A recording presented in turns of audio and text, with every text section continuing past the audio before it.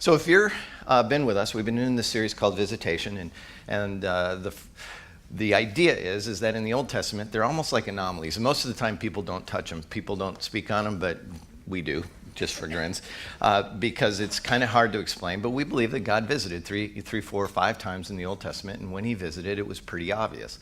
And the first one was when Abraham and Sarah had their baby. God visited. Last week, Jamie spoke about, all right, quiz. Anybody remember what Jamie spoke about last week? Oh my gosh.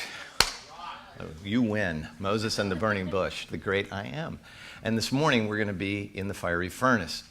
And for those of you who are VeggieTale fans, okay, start the video. I'm out. The bunny. All right, now that I've lost you, please join me in Daniel chapter 1, and we're going to kind of jump into this.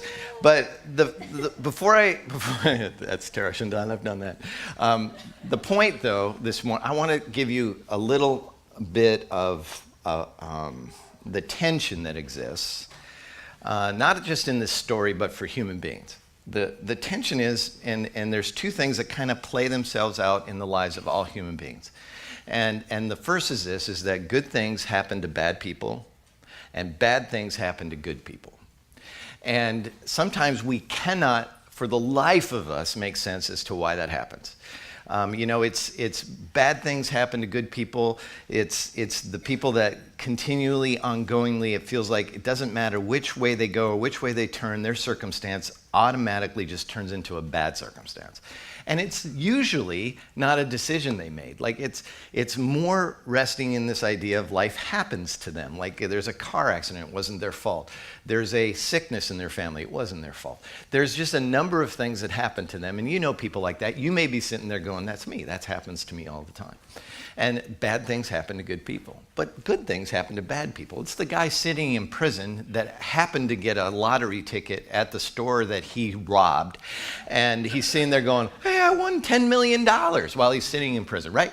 Good things happen to bad people. It happens. It is what it is. And we all go, where's the justice? And there's a question, there's always this hanging question over humanity as there feels like there's injustice in the world. It's often why people don't come to God, is that so many bad things happen to people. There is, even if you just, like I was showering this last week and I was sitting underneath the hot water and I was enjoying the hot water, thinking to myself, God brought this to mind, is that a lot of people just don't get hot water. There's a lot of people in the world that, and I'm blessed to have hot water. And be able to just know that somehow, some way, what happened to me, and it wasn't because I'm good, it wasn't because somehow I deserve it more than somebody else does, it just is. It's the way that it played out. And so there's this overarching idea that we struggle when bad things happen to good people, and we struggle when good things happen to bad people, and we also sometimes just, in context, begin to miss the point of even our own blessings in our lives because we're so accustomed to them. But the other thing that's held in tension of that truth of good things and bad things is this, is that we reap what we sow. There is still this underlying principle within humanity, within culture, within the world, is that, and it's a biblical principle, is that you make decisions. What decisions you make, often you will experience the consequences of those decisions. Not all the time. This is the problem where injustice comes into play, because sometimes we go, wait a minute, they didn't feel the full weight of their decision. They didn't feel the full weight of the circumstances. And sometimes as parents, we do that for our children. We step in and go, okay, you're not going to feel the full weight of that stupid decision. We will mediate some of that justice that was going to get. But also just some people never get caught.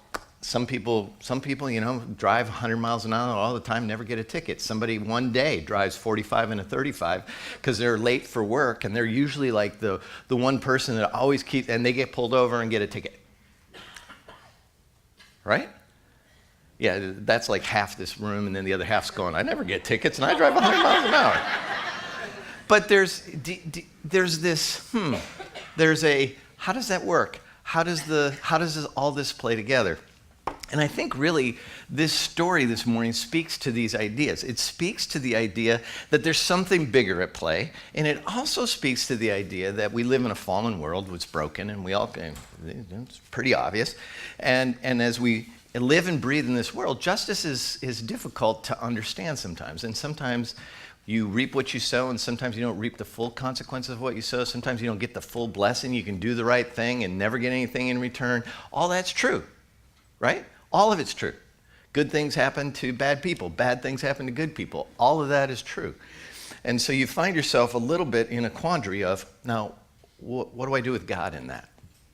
What role does God play in it?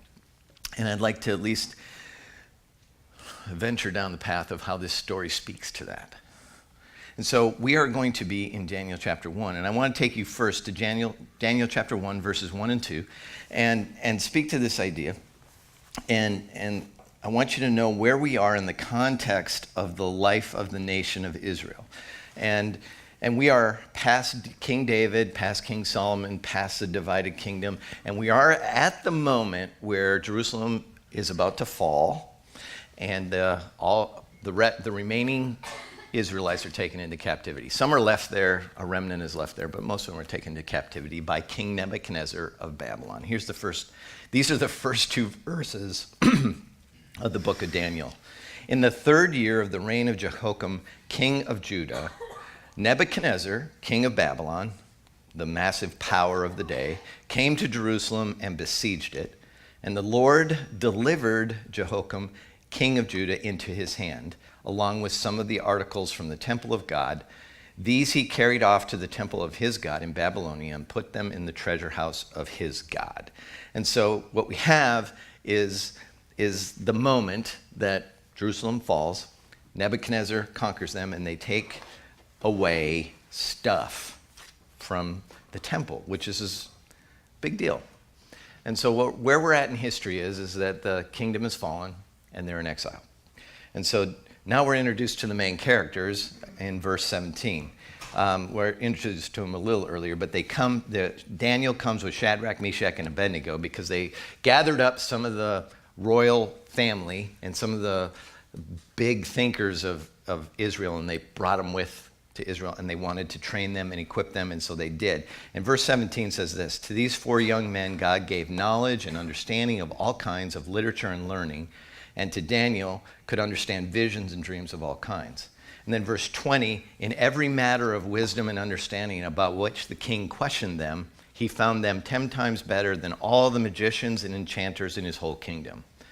So they won favor in the eyes of Nebuchadnezzar. Again, let me set the table for you. These are they were taken captive. These are exiles. Nebuchadnezzar crushed their country, and now they're coming into the service of that king. And so think of it in terms of bad things happening to good people. It's often that thing where you go, okay, this shouldn't have really happened, but it's life and it's happening to me, and I'm gonna go with it. It's a circumstance outside of their control. Were they the reason why Jerusalem and Judah was crushed by Nebuchadnezzar? No, they weren't the reason. It was years and years of rebellion by the people of Israel against God that ultimately comes to fruition in this moment. They happen to be alive at this time. They happen to be people that are now taken into exile. And so they're living out the consequences of years and years of just rebellion against God. And so I don't know, what kind of attitude would you have at that moment? What would you be going through? Okay, I guess this is it. This is the moment. We're going to get taken into captivity. Well, now they want to tap into what I know. They want to use my skills for their benefit. They want to put me in their court. They want me to participate in their kingdom. I'll pass. I don't want to help you. I don't want my skill set to go to work for you. But that isn't their position. My position's a little different. They start moving in this direction. They also know their life's on the line. And so there is this ongoing growth of these men. And in this growth of these men it plays out in chapter 1 and chapter 2. And what happens is that the king the first part of it is they they defy the king in their diet and say, feed us just vegetables and don't feed us the royal food. And they turn out to be healthier than the rest of the people that they're.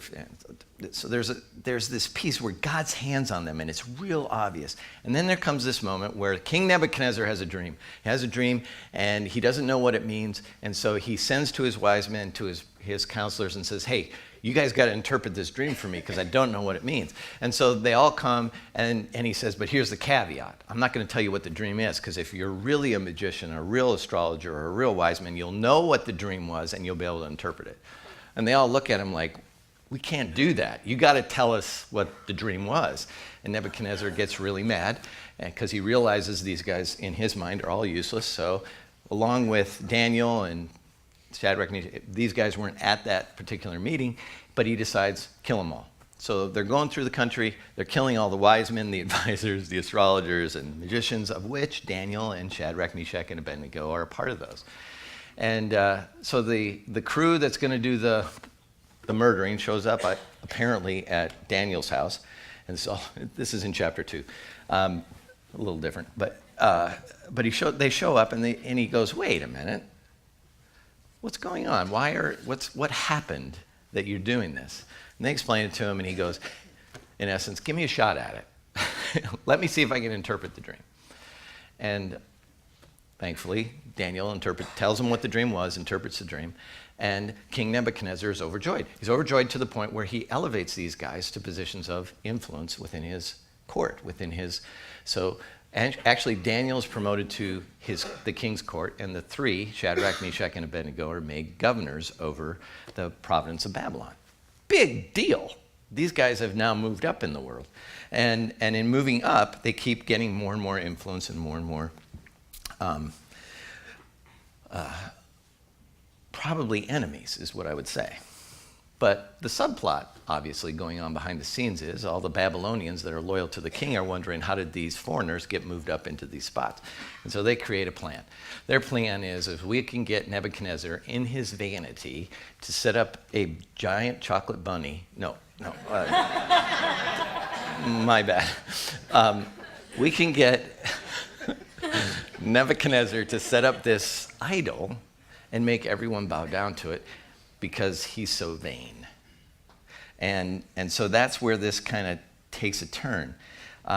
Even though Nebuchadnezzar realizes that Daniel's God and Shadrach, Meshach, and Abednego's God is God, he still does this. And this is a reoccurring theme for King Nebuchadnezzar. He's very vain, and he's also very angry. And he does things impulsively. And in his impulsiveness and in all of that, we end up with this story. And so here it is. And I'm beginning in the beginning of chapter 3, verse 1. And so he says, King Nebuchadnezzar made an image of gold, 60 cubits high and 6 cubits wide, and set it up in the plain of Dura in the province of Babylon. He then summoned the satraps, prefects, governors, advisors, treasurers, judges, magistrates, and all other provincial officials to come to the dedication of the image he had set up. So the satraps, prefects, governors, advisors, treasurers, judges, magistrates, and all the other provincial officials assembled for the dedication of the image that King Nebuchadnezzar had set up, and they stood before it. And then the herald loudly proclaimed, nations and peoples of every language, this is what you are commanded to do. As soon as you hear the sound of the horn, flute, zither, lyre, harp, pipe, and all kinds of music, you must fall down and worship the image of gold that King Nebuchadnezzar has set up. Whoever does not fall down and worship will immediately be thrown into the blazing furnace. We have the picture, right? We have the scene. The scene is pretty epic. There is this king, and he is the king of the world. He is the power to be reckoned with all over the world. He's not like a half king. He doesn't have half the world. He pretty much has the world sacked. And so everybody is under his control. He's got them all into this place, and he's gathered them in this place. He's put up this gold thing, and he says, okay, when you hear the music, when the music plays, you're going to worship. And so this plays out, and apparently, for some reason, Shadrach, Meshach, and Abednego pay no attention to this idea. And so this was the opportunity of the subplot to take place. The people that were against Shadrach and Meshach and Abednego were jealous of them, point this out, and so there's this exchange. The exchange is The king gets mad, and he says, I'm going to give you one more chance. So when the music plays, you are to bow down. And this is their response. Verse 16. Shadrach, Meshach, and Abednego replied to him, King Nebuchadnezzar, we do not need to defend ourselves before you in this matter. If we are thrown into the blazing furnace, the God we serve is able to deliver us from it, and he will deliver us from your majesty's hand. But even if he does not, we want you to know, your majesty, that we will not serve your gods or worship the image of gold you have set up. And so you have a moment, you have a showdown. You have, in essence, 3 exiles from Jerusalem who had risen up through the ranks. They were not Babylonian, they were Israelites. And they're standing before the king of the world. And he's saying, either do it or you die. And their response is epic. Their response is one that when I was growing up, I thought, I'm with those guys. And the more you think about this, and the more you put yourself there, you're like, the world is standing. It's not just King Nebuchadnezzar. It's the leaders of the known world. It's a gathering of who's who. It is, and the one guy with all the power is saying, do this or die. You know you're going to die. And they have the best response. And it's not flippant. It's a clear contrast between these 3 men and the king. It is a understanding. They'd already been through a few things with this king already. He probably was somebody that they tried to respect. It was somebody they tried to honor, but they could not worship and they could not do what he asked. And there was somebody that took their country and destroyed it. It's somebody that held them captive. It is somebody that threatened to kill them before because they couldn't interpret a dream. It is somebody who is impulsive. It is somebody that's angry often. And they're standing there going, no, we're out. And so with that, it is a bad thing is about to happen to good people.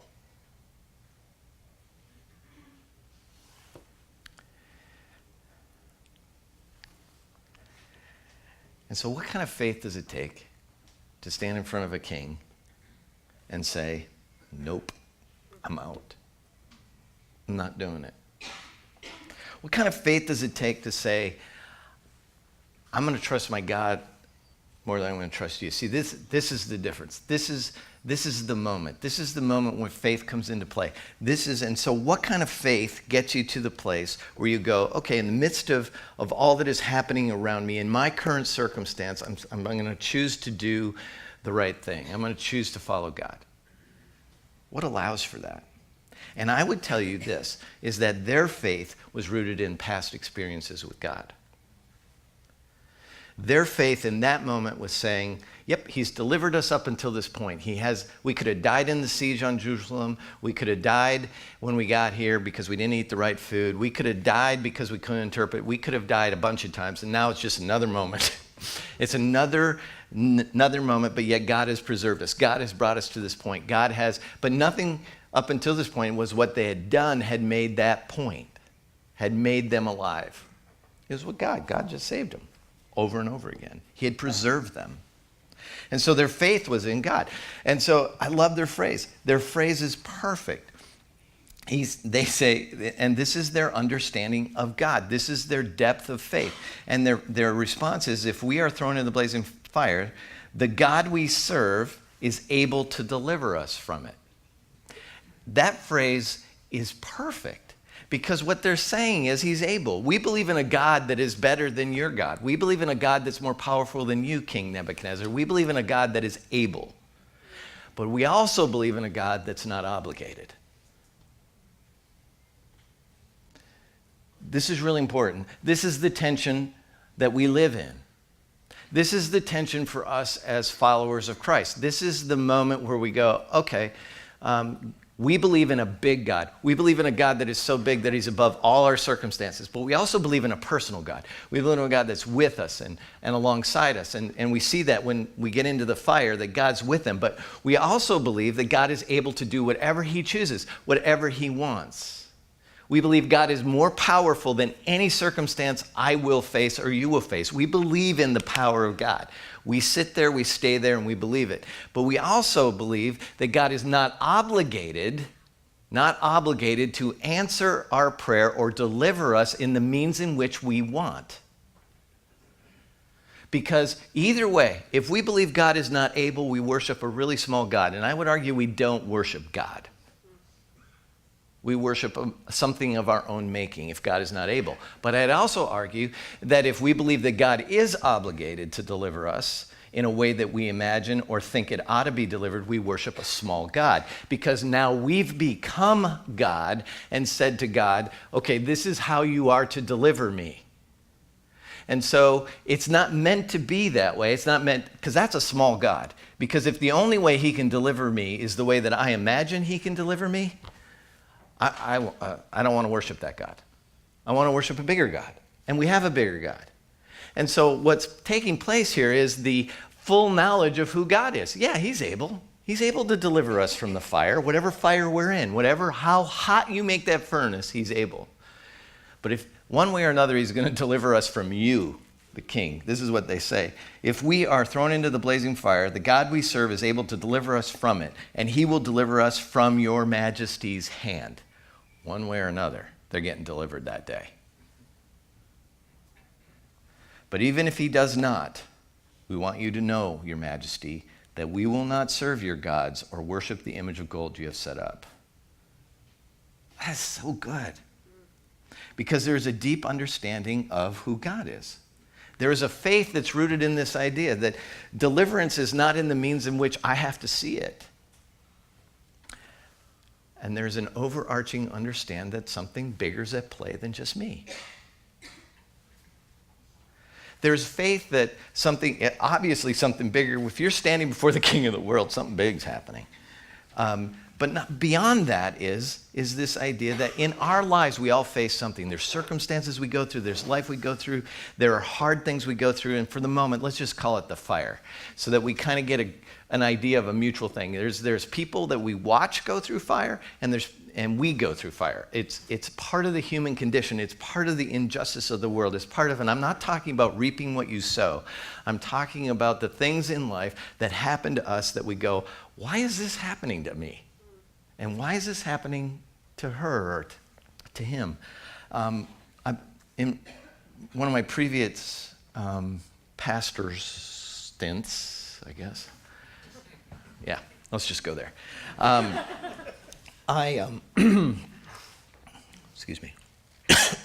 I had a woman in my congregation who was married to a man who was bipolar. And he was subject to go off and on his meds.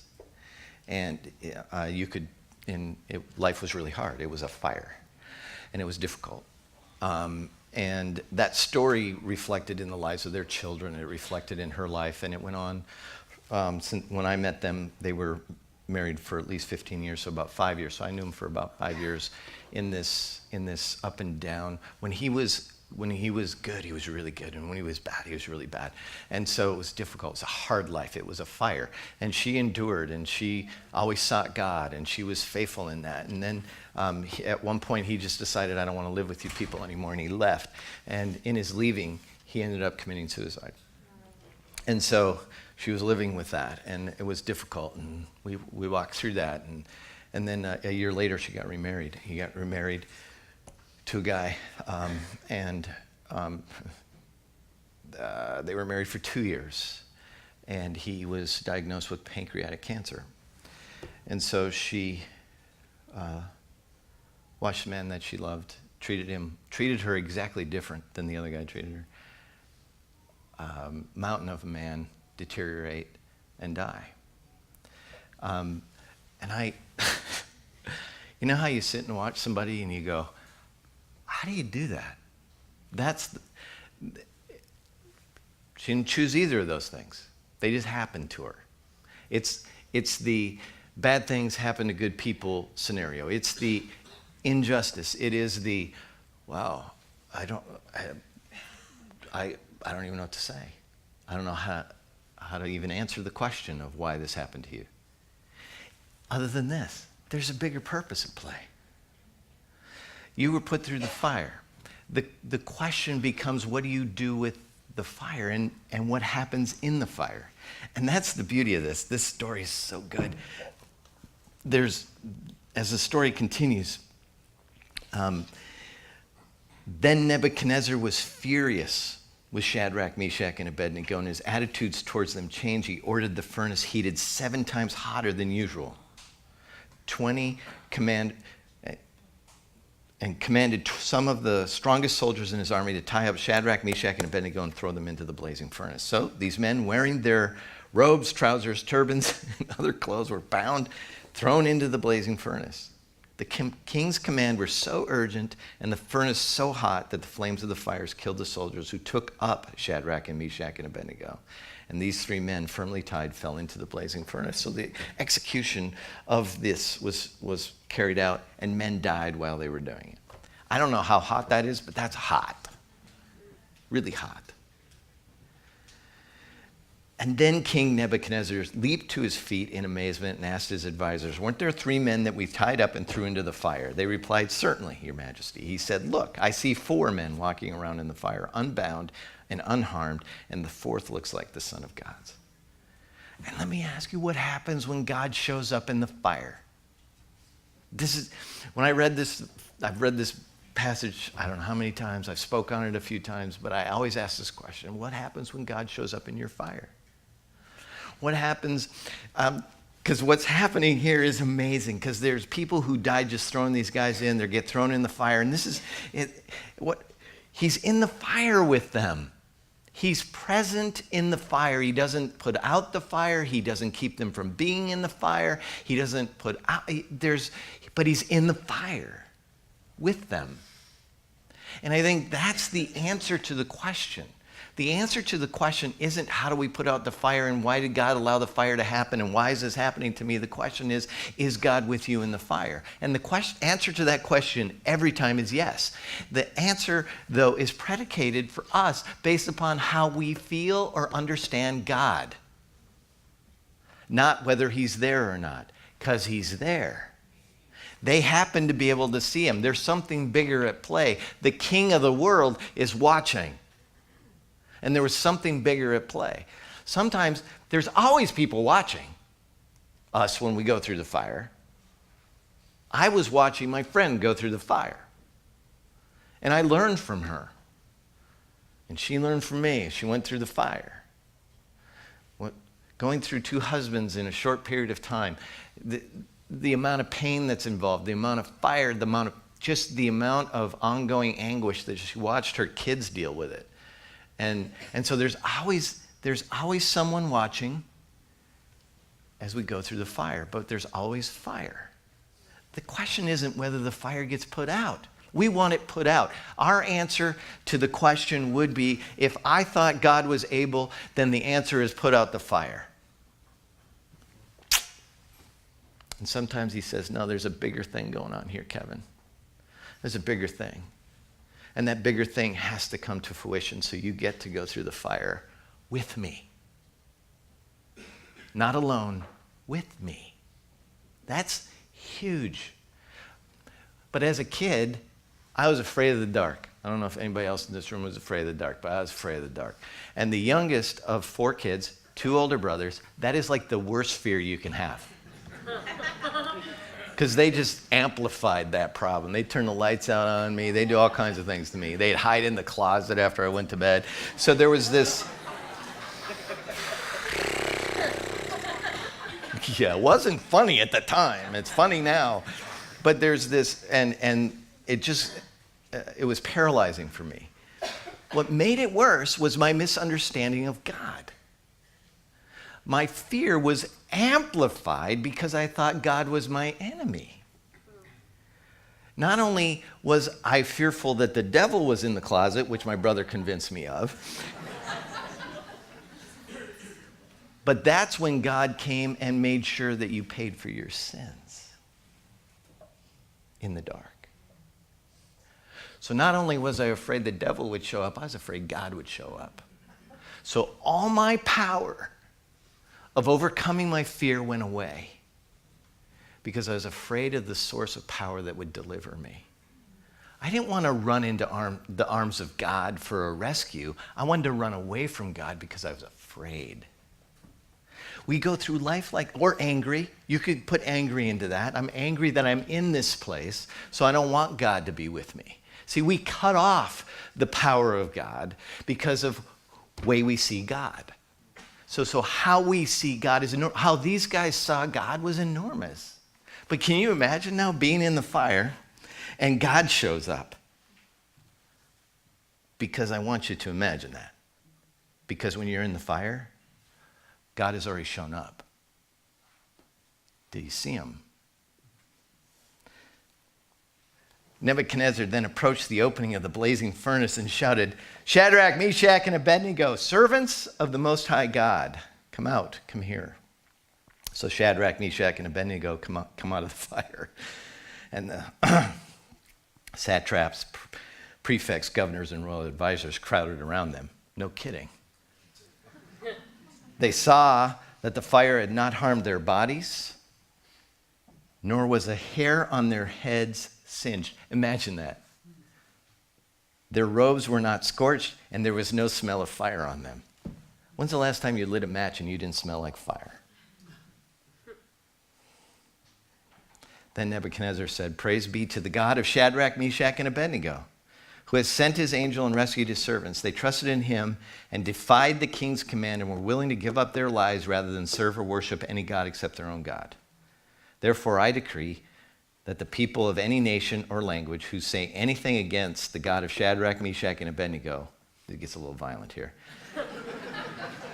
"be cut into pieces and their houses be turned into piles of rubble, for no other God can save in this way." And then they got promoted again. Shadrach, Meshach, and Abednego in the province of Babylon.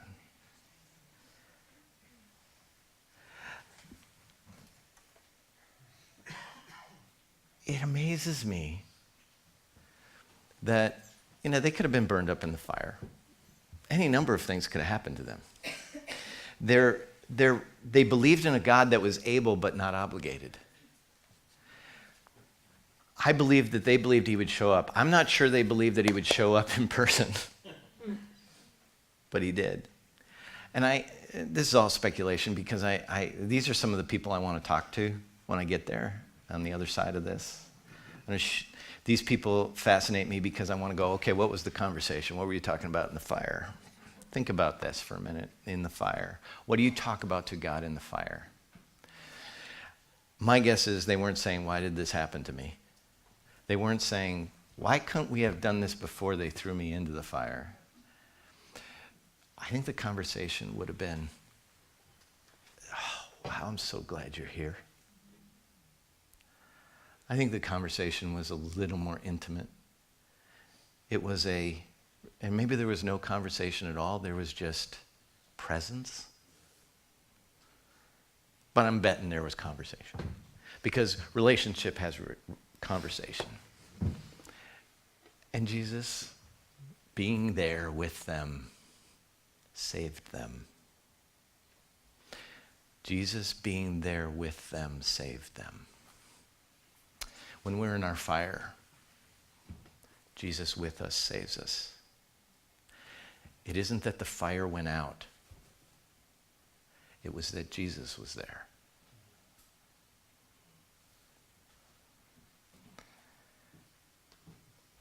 And so we have to learn, we collectively, we individually, we, that what we believe to be true about Jesus is directly connected to his presence with us.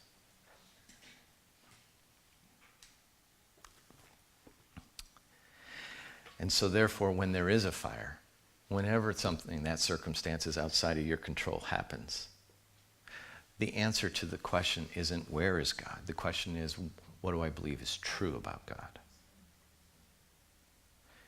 Because he's already there. And so in that, we become less interested in wondering about why this is happening. Because here's what happens. The bigger picture is, this is so good about this passage of Scripture. And sometimes I don't like sitting in the chair.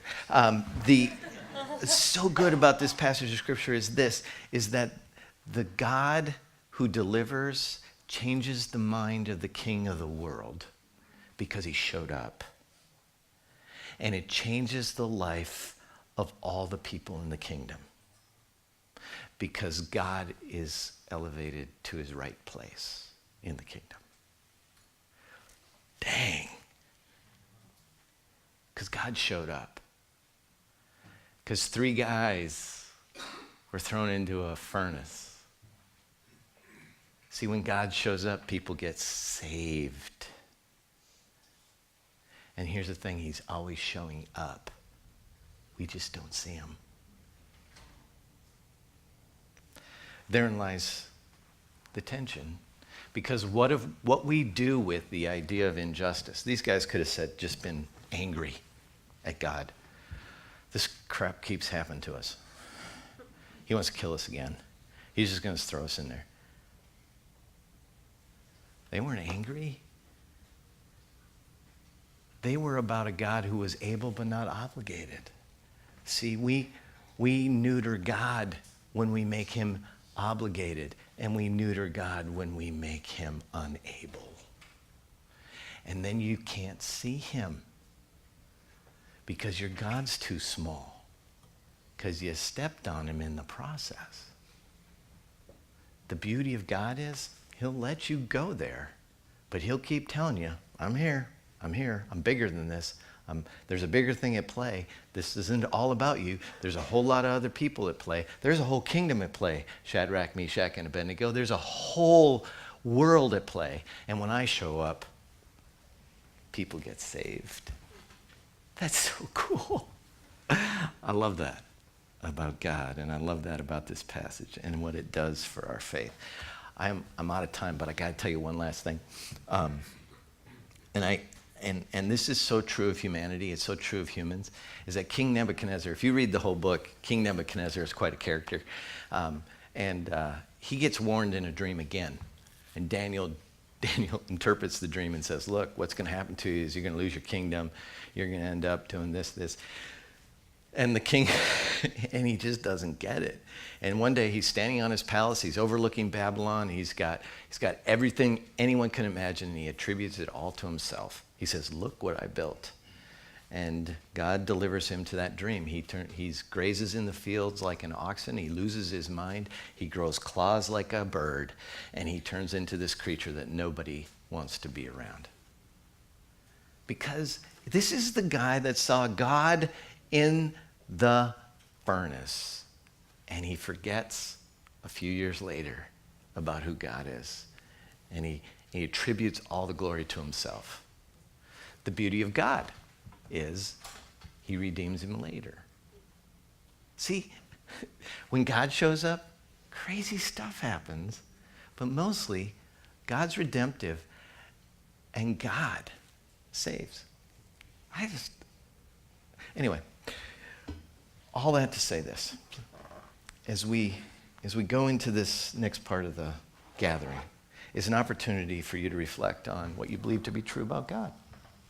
It's an opportunity for you to reflect on, have I in any way taken God and said, you're not able or you're obligated? Have I at any point said, I don't feel him with me? Has fear driven you away? Has life circumstances said, he's not really for me? He's for you. Even in the midst of the fire that you're in, he's for you.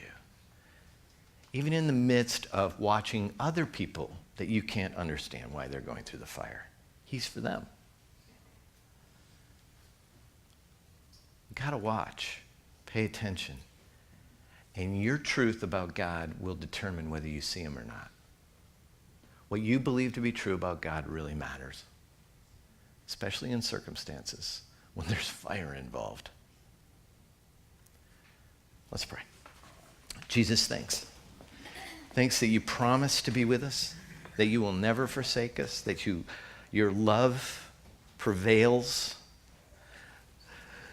that you sent your Spirit, that you live in us, that our belief in you matters, that I pray that you would enlarge our belief, that we would be able to see you even in the greatest of difficulties, but we'd also be able to see you as personal and up close and embracing us in the midst of those. And Lord, I pray that we would feel the peace that comes from knowing you're in the fire with us.